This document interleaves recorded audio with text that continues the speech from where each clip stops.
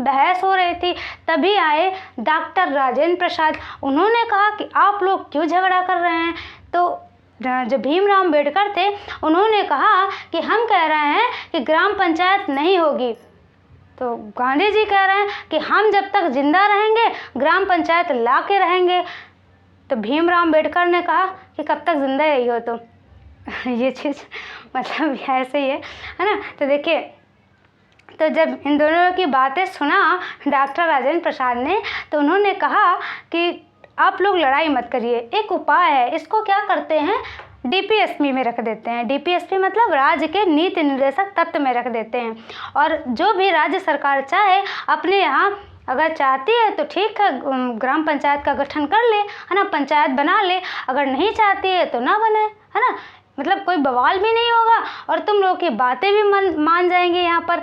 मतलब जो भी बात आप लोग कह रहे हैं वो भी यहाँ पर हो जाएगी। तो देखिए, भीमराव अम्बेडकर और गांधी जी इस चीज़ से सहमत हो गए कि हाँ आप भाई साहब ठीक कह रहे हैं, ठीक है, इसको हम डीपीएसपी में रख देते हैं। तो आपने देखा होगा कि दिल्ली वगैरह में ग्राम पंचायत वगैरह है ही नहीं। उसका कारण क्या है, वहाँ पर कोई गाँव ही नहीं, तो ग्राम पंचायत का क्या मतलब, है ना। तो देखिए, अब देखिए जो ग्राम पंचायत का गठन ये तो मान्य हो गया कि ठीक है अनुच्छेद 40 के अंतर्गत रखा जाएगा।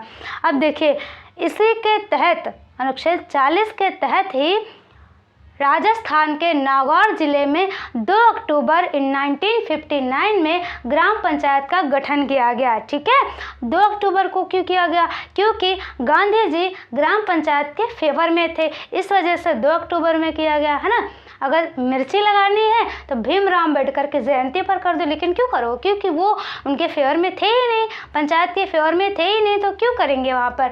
तो आप इस चीज़ को दिमाग में रखिए, सारी चीज़ें ना कॉन्सेप्ट के थ्रू अपने माइंड में रखिए कि ग्राम पंचायत का गठन हुआ तो 2 अक्टूबर को ही क्यों हुआ, क्यों, क्योंकि गांधी जी इसके फेवर में थे। इस वजह से 2 अक्टूबर 1959 को राजस्थान के नागौर जिले में सबसे पहले ग्राम पंचायत की व्यवस्था करी गई। ठीक है, सो ये हुआ अनुच्छेद 40, जिसके अंतर्गत क्या है, ग्राम पंचायतों का गठन। और यहाँ क्वेश्चन पूछा गया था पिछले बार पेट में। ठीक है, अनुच्छेद 40 में किस चीज़ की बात कही गई है। और एक और क्वेश्चन पूछा गया था कि डीपीएसपी में जो लोकतंत्र, यानी कि लोकतंत्र कितने हैं, सामाजिक और आर्थिक लोकतंत्र किसके अंतर्गत आते हैं, तो वो है डीपीएसपी के अंतर्गत। तो ये हुआ, अभी मैंने पूरे अनुच्छेद नहीं बताया, थोड़ा थोड़ा करके पढ़ते हैं, 36 से 40 तक बताया। ठीक है, अब हम आगे 40 के बाद यानी 41 से लेकर कहाँ तक है, 36 से 51 तक है, तो 41 से लेकर 51 तक नेक्स्ट वीडियो में बात करेंगे। इसमें आपको बहुत सारी चीज़ें आई थिंक समझ में आई होंगी और बहुत सारी चीज़ें नई सीखने को मिली होंगी, है ना। एक बार पूरा फिर से रिकॉल कर लेते हैं फ्रेंड्स। देखिए, जब हमारा संविधान लागू हुआ था तो जो BN राव थे उनका कहना था कि 2 प्रकार के मौलिक अधिकार रखे जाए। एक वो जो संविधान लागू होने के समय दिए जाए, जो कि बहुत ज़रूरी है, तत्काल दिए जाए, और एक वो जो ज़रूरी तो है लेकिन हमारे पास इतने संसाधन नहीं है कि हम तुरंत इनको दे सकें, तो उनको हम बाद में रखें। ठीक है, तो इनके अकॉर्डिंग इन्होंने 2 कैटेगरी में मौलिक अधिकारों को डिवाइड किया। कैटेगरी फर्स्ट, जिसको भाग 3 में रखा, जिसको क्या कहा गया, तो उसको मौलिक अधिकार कहा गया। और कैटेगरी जो 2 है, यानी कि जिन्हें भाग 4 में रखा गया और जिनका नाम क्या है, तो राज्य के नीति निर्देशक तत्व। भाग 4 में क्यों रखा गया, क्योंकि अब इनको अगर भाग 3 में रख दिया जाता तो प्रॉब्लम क्रिएट होगी। मैंने एग्जाम्पल के तौर पे बहुत सारी चीज़ें समझाई।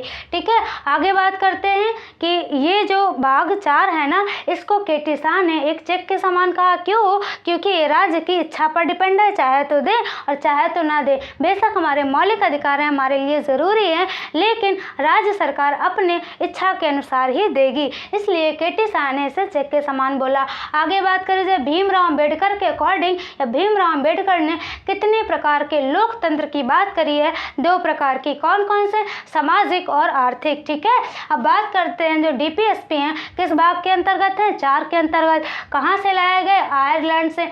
आयरलैंड कहाँ से लाया, स्पेन से लाया।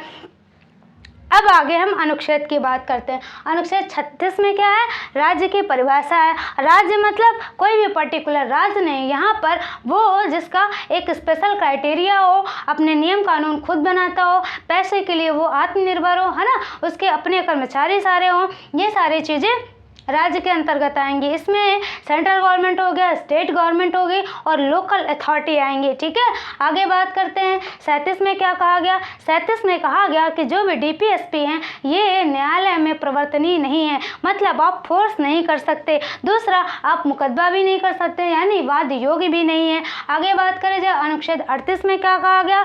तो अनुच्छेद 38 में कहा गया कि लोक कल्याण की अभिवृद्धि और किस प्रकार करेंगे? तो 3 प्रकार करेंगे।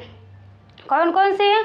आर्थिक, सामाजिक और राजनीतिक न्याय देकर। आगे बात करें जाए अनुच्छेद 39। अनुच्छेद 39 में क्या कहा गया? तो स्त्री और पुरुष समान कार्य के लिए समान वेतन की बात कही गई। आगे बात करें जाए अनुच्छेद 39 के काम में, तो अनुच्छेद 39 के काम में बात किया गया समान न्याय एवं निःशुल्क विधिक सहायता, यानी कानूनी निःशुल्क कानूनी सहायता। इसे कब जोड़ा गया? तो इसे जोड़ा गया 42वें संविधान संशोधन 1976 के तहत।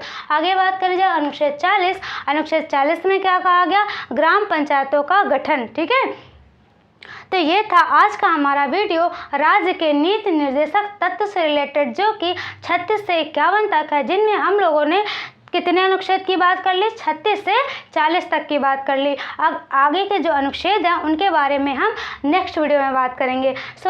ये था हमारा आज का वीडियो। कैसा लगा फ्रेंड्स आपको ज़रूर बताएं, और हाँ, इसके आगे हम नेक्स्ट वीडियो में बात करेंगे। ठीक है, और फ्रेंड्स आप लोगों को शिक्षक दिवस की बहुत बहुत शुभकामनाएं। ठीक है, एक सच्चा शिक्षक वही है जो दिल से पढ़ाए, मजबूरी से नहीं, है ना। ये हमारा वीडियो कैसा लगा आपको ज़रूर बताएं। Thank you for watching my video friends.